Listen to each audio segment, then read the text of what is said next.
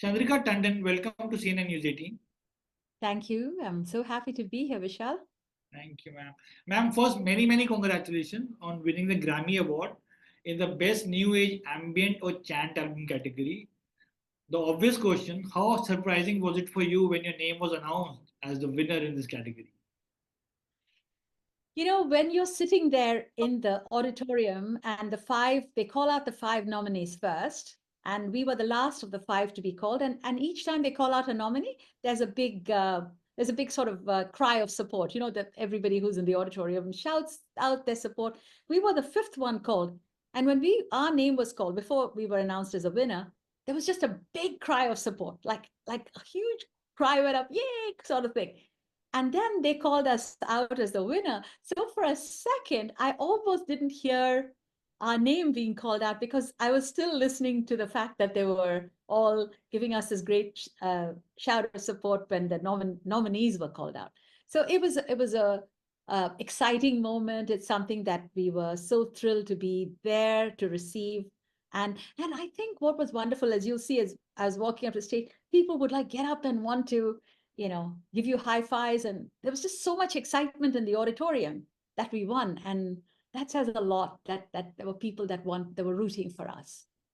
So, other big surprise came, and what was your reaction when you saw that message, that congratulatory message from PM Modi? What a beautiful, gracious gesture for the prime minister of a country to take the time to write about an artist and to talk in such complete terms, because he didn't just talk about my music, he spoke about the rest of my life, and he remembered that we had met, including the year in which we'd met. And I just thought this was just a touching and gracious gesture, and it made me so proud and um, so grateful, and I was so full of admiration that a leader of such an important country would take time to do something for some so something so small in some way.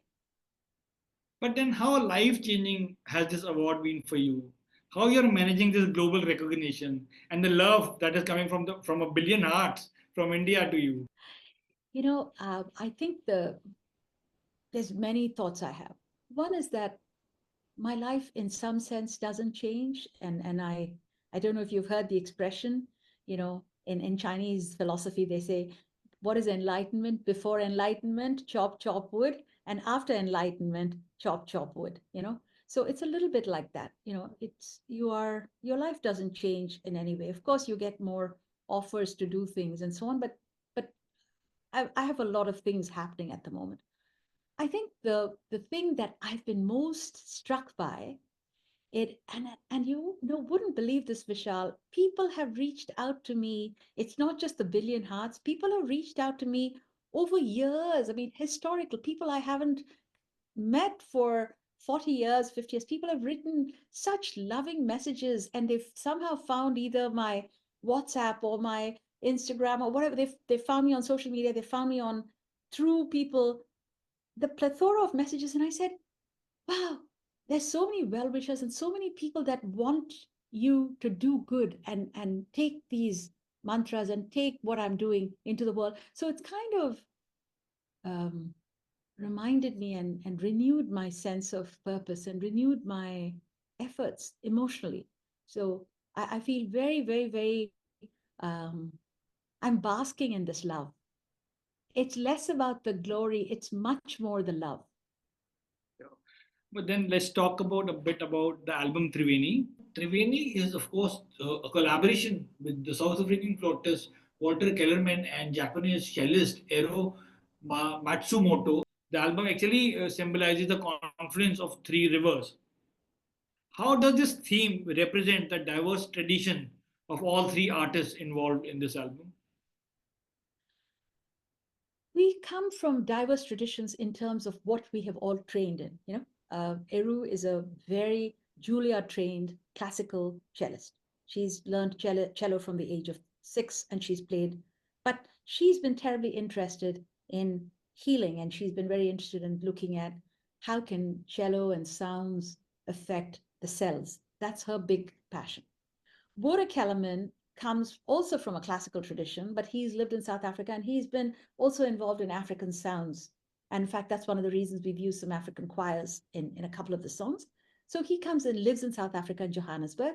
And so he's been working from that tradition. And so he plays flute solo and in partnership with others. And he's been in the global music scenes, again, interested in healing and resonance. And I've been doing chants and classical Indian music, but with the view to a higher purpose of music. I've never been interested in music for performing virtuously, to be a classical artist on stage. That was never my interest. I've learned a lot of classical music to be able to deliver simple Indian devotional and wellness mantras and bhajans. This has been my passion, and that's been my path from 1999.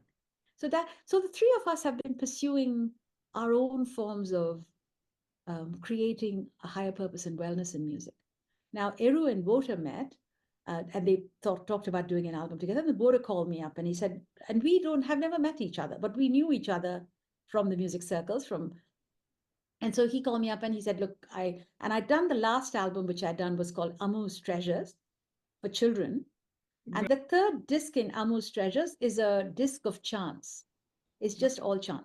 So he had heard that. And so he just says, look, you've done all these chants. So would you like to come together with us to create this music? So that's how the genesis of Triveni started.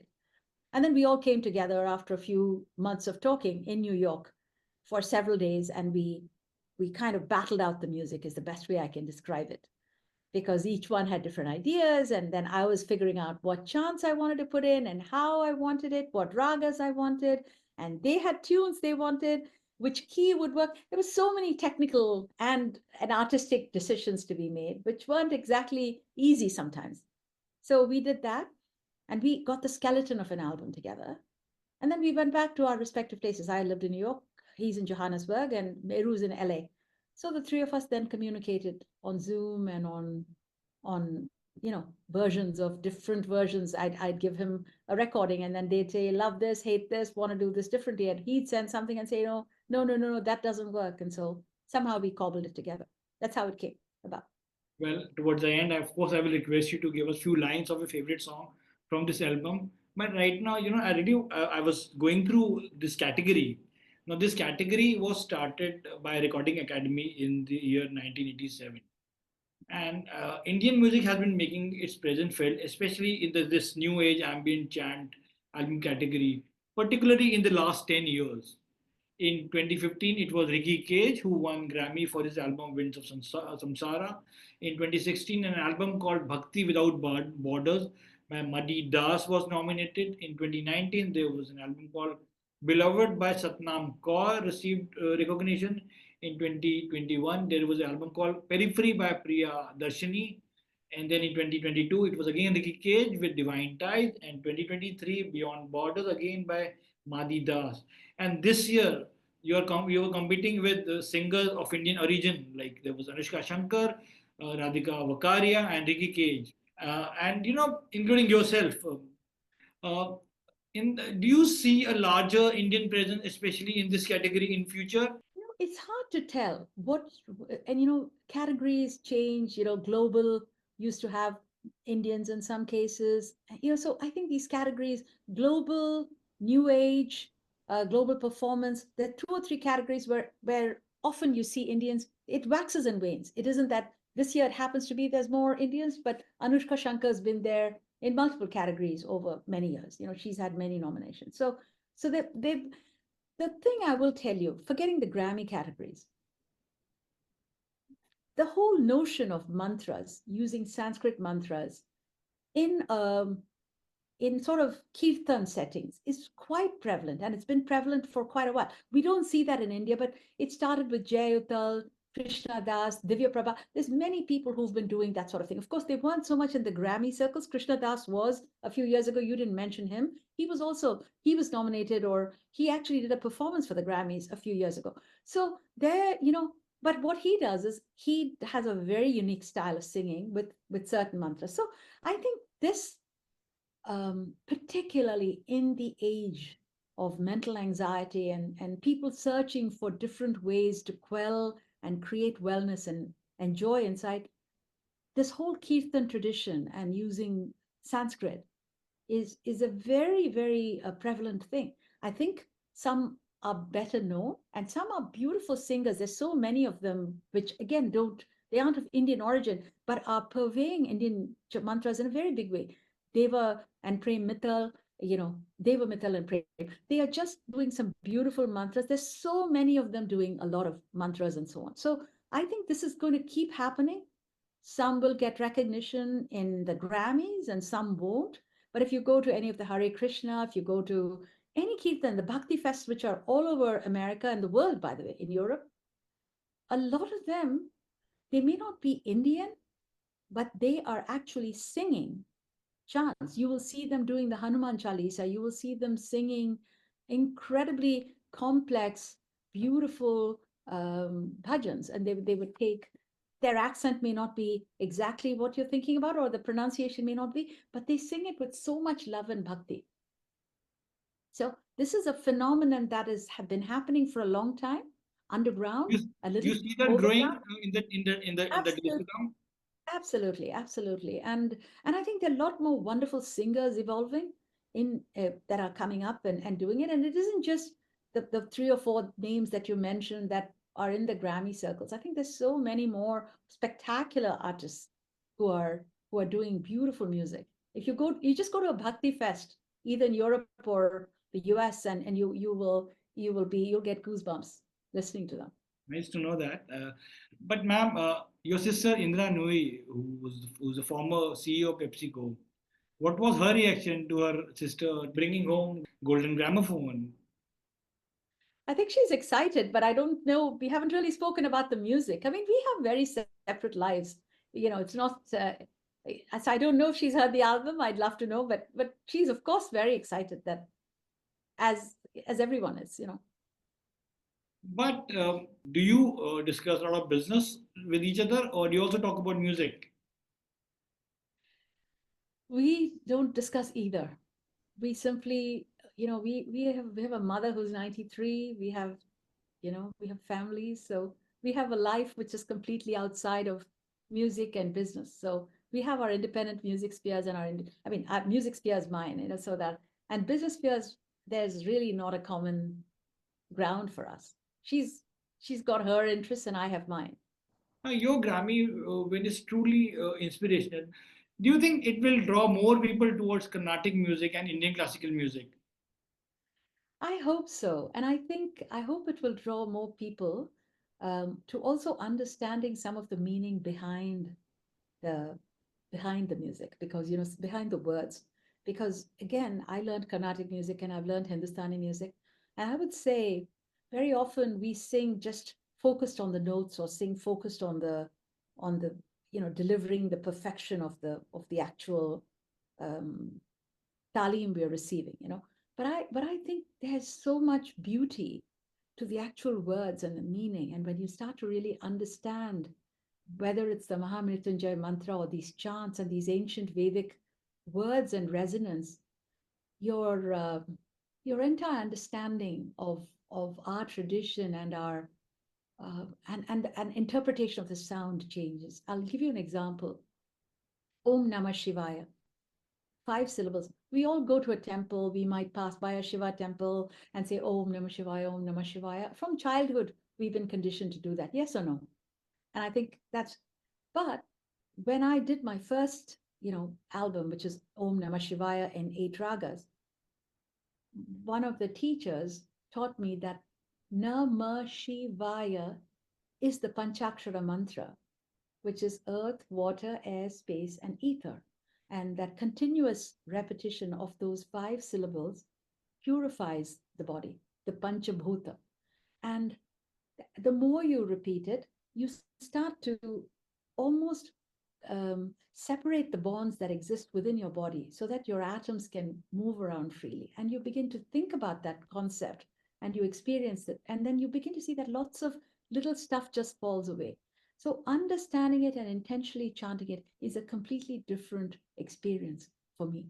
And you can start to express it that way. You can start to then understand a little bit more about how did this mantra come about. And that's the same thing of Om Namo Narayanaya, which is an 8-syllable Ashtakshara mantra, which is a harmonizing mantra. When our cells are going through its processes, all our cells, as we've had this conversation, our cells have gone through, you and I have both lost thousands or millions of cells, and thousands or millions of new cells have been forming in our body.